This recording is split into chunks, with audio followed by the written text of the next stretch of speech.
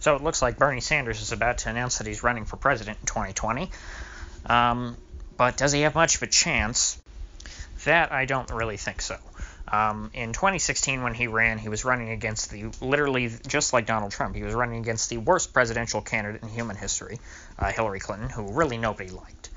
So the only reason really to vote for Hillary was people who didn't want Bernie, and then everyone else who really didn't want Hillary voted for Bernie. So it was sort of I would say they were they were negative votes on both sides.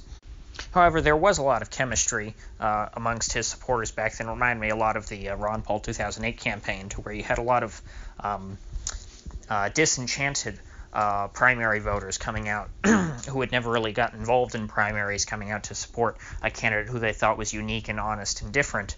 However, those sorts of candidacies are kind of like dreams. You can't really repeat them.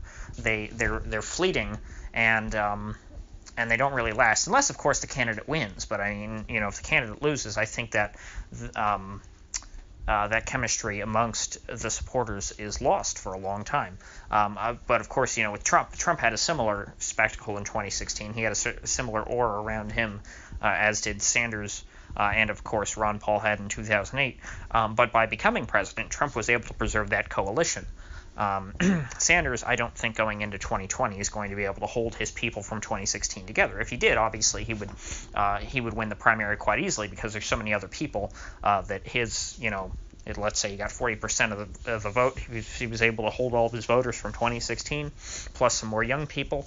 He'd walk away with the nomination. However, I think that his base is going to be split off a lot in the primary, because he's running in a very crowded lane, which is the wannabe socialist lane. Now, because Bernie did so well, there's a lot of Democrats who are trying to replicate his rhetoric from 2016 and 2020. So now that Bernie is losing his one differentiating factor, I don't see how he's able to compete. For example, now I don't think Harris is going to win the nomination.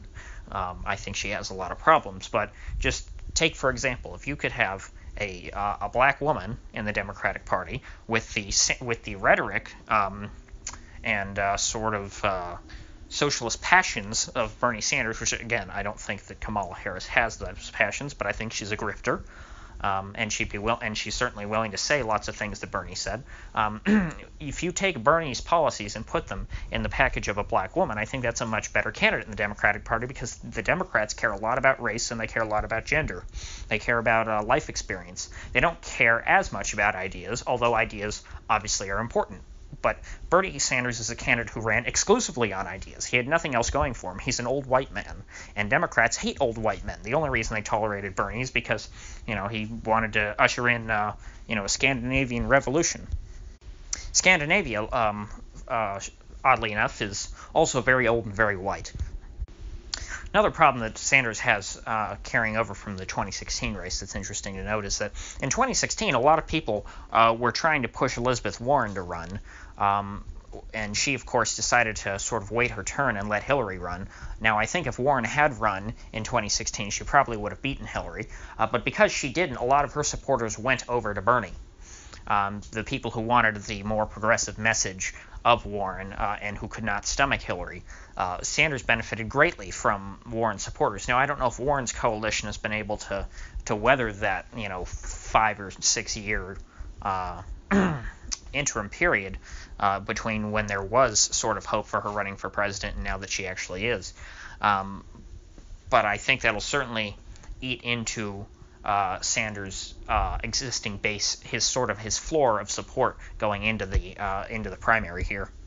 Yeah, so unfortunately for Sanders, he's an easy target for most of these candidates to pick off, because as long as you have some intersectional points, copying Bernie's talking points word for word makes you a more qualified candidate in the Democratic Party. And so any of the women or people of some color, I'm not, but certainly Warren and Harris, by copying Sanders' rhetoric, are going to be able to, I think, breeze past him at a pretty brisk pace.